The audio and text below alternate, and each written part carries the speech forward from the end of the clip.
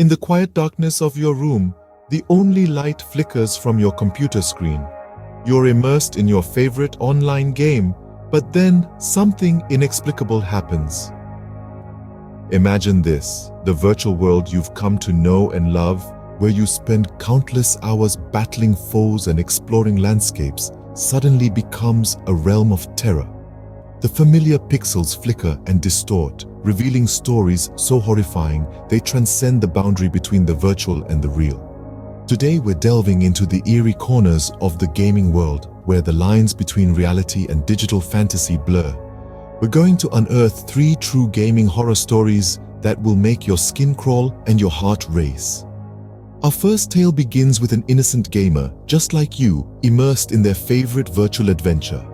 But as the night grows darker, the game begins to play tricks that are far from entertaining. But before we unravel this chilling tale, remember to subscribe for more spine-chilling content. Imagine you're in the middle of an intense gaming session when suddenly a mysterious entity seems to take control of your character. Picture this, you're locked in an epic battle, your fingers flying over the keys, your mind completely absorbed in the world unfolding on your screen. You're not just playing the game, you are the game. And then, without warning, your character starts to move on its own, walking, running, interacting with the game world in ways you didn't command. The first time it happens, you brush it off as a glitch, a hiccup in the game's coding. But then it happens again and again. Your character starts acting with a mind of its own, seemingly controlled by an unseen force. It's as if you're no longer alone in your gaming session. There's someone or something else sharing the controls with you. And then the messages start to appear.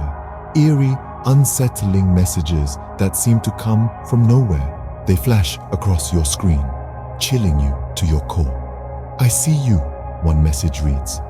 "You can't hide," warns another. Each message more unnerving than the last. Each message making it clear that this isn't just a game anymore. You try to quit, to escape the digital world that's become a nightmarish reality. But the game won't let you. It keeps pulling you back in, your character continuing to act out its strange, eerie storyline. You're trapped, a prisoner in your own gaming session. And the entity controlling your character, it's still there, still watching, still playing. You reach out for help, posting about your experience on gaming forums, seeking answers from fellow gamers. Some dismiss your story as a prank, a piece of eerie gaming lore crafted to scare new players. Others suggest it might be a hacker, someone who's found a way to infiltrate your game and manipulate your character. But no one has a definitive answer. No one can explain the strange occurrences you've experienced. Days turn into weeks. You stop playing the game, but the memories of your chilling experience linger. You can't shake the feeling of being watched, of being controlled. You start to question everything. Was it just a glitch, a coding error that created the illusion of a ghost in the machine? Or was it something more, something darker, something that wanted to reach out from the digital world and touch your own? As the weeks turn into months, you start to move on. The memories of your eerie gaming experience start to fade. But every so often, when you're alone in the dark, you can't help but wonder, was it just your imagination? Or was there really a ghost in the machine? The gamer never found out who or what was controlling his character, leaving this a chilling, unsolved mystery. The ghost in the machine remains an enigma, a shadowy figure lurking in the depths of the digital world. A reminder that sometimes the most terrifying monsters aren't the ones we face in our games, but the ones that come to life in our minds. Ever thought a game could be haunted? Well, this next story might just make you think twice. Imagine this. You've just bought a second-hand video game from a yard sale. It's an old title, one you remember from your childhood. You're excited to relive some nostalgic moments, so you pop it into your console. But from the moment you start the game, things begin to feel off. The game glitches in ways it never did before. It's not just the usual bugs or crashes. You're seeing characters and dialogues that you don't remember from the original game. You chalk it up to a faulty memory or a corrupted game file. But then, things start to happen outside the game. Your television flickers on and off, even when you're not playing. You hear strange noises from the speakers, even when they're unplugged. It feels like the game is trying to communicate, to reach out from the digital world into the real one. One night, you wake up to find your console turned on by itself. The game is running, showing a scene of a desolate landscape under a stormy sky.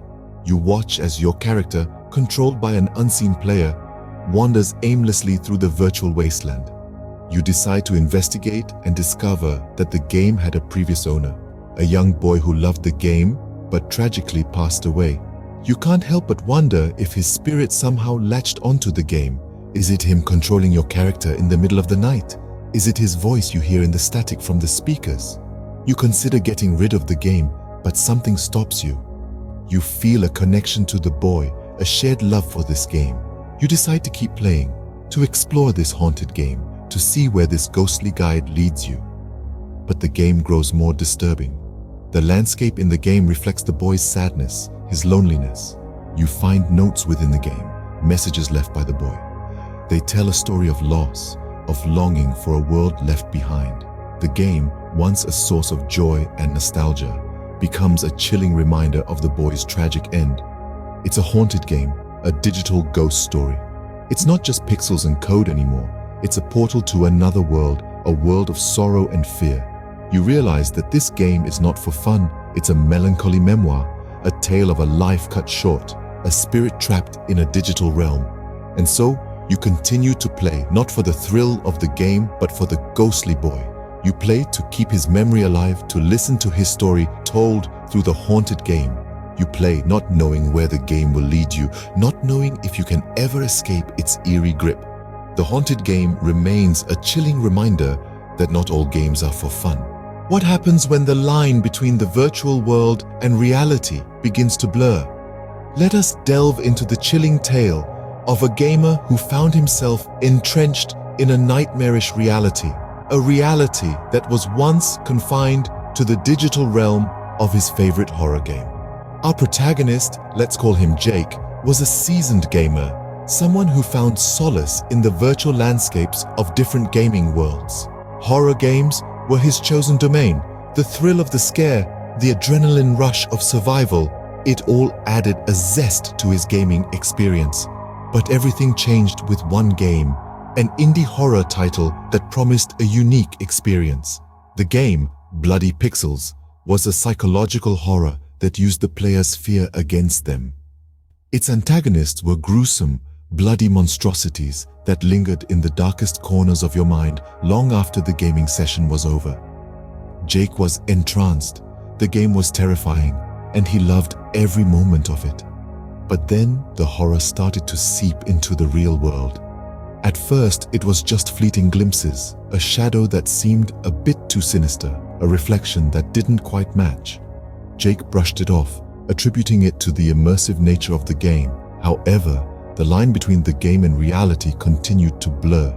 He started seeing bloody images, the monstrosities from the game, in his day-to-day life. They would appear in the most unexpected places, a bloody figure in the mirror, a gruesome face in the crowd, a chilling whisper in the dead of night.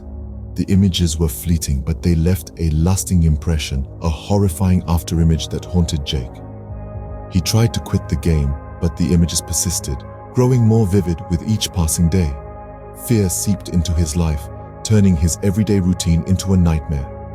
He couldn't sleep, couldn't eat, couldn't think about anything but the haunting images that followed him everywhere. Jake sought help. He visited psychologists, therapists, even spiritual healers, but nothing seemed to work.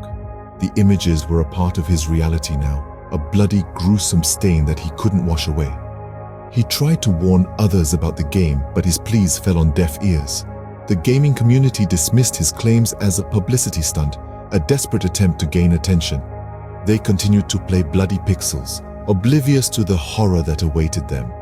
Jake's life was never the same after the horrifying experiences, proving that sometimes games can be more than just pixels on a screen. The line between the virtual world and reality had blurred for him, turning his love for horror games into a living nightmare. The chilling tale of Jake serves as a grim reminder that sometimes the horror we seek in games can bleed into our reality, turning our lives into a terrifying game of survival.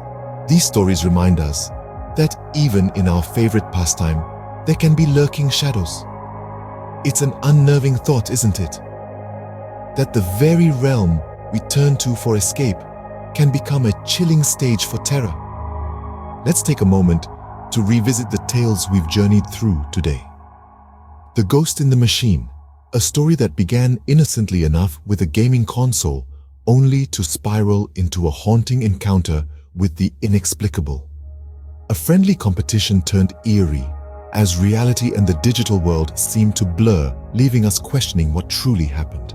Then there was the haunting game, a tale that gripped us with its icy fingers as we delved into a game that held more than just virtual scares. The chilling whispers, the unsettling incidents, all leading to a climax that left us questioning the very nature of games and their potential to harbor something more sinister. And finally, The Bloody Pixels, a story that challenged our understanding of the digital world. A game that became a bloody battleground, not in the metaphorical sense, but in a horrifyingly real one. A tale that left us questioning the safety of our virtual sanctuaries. Each of these stories, in their own unique way, has served to remind us that the world of gaming, like any other, holds its share of darkness. It's a chilling thought, one that brings with it a sense of unease as we ponder the next time we'll sit down to our favorite game. Yet, it's this very element of the unknown, the unexpected, that adds a spine-chilling thrill to the experience. Do you have any gaming horror stories of your own? Don't forget to share them in the comments. And remember, keep your wits about you the next time you game. You never know what might happen.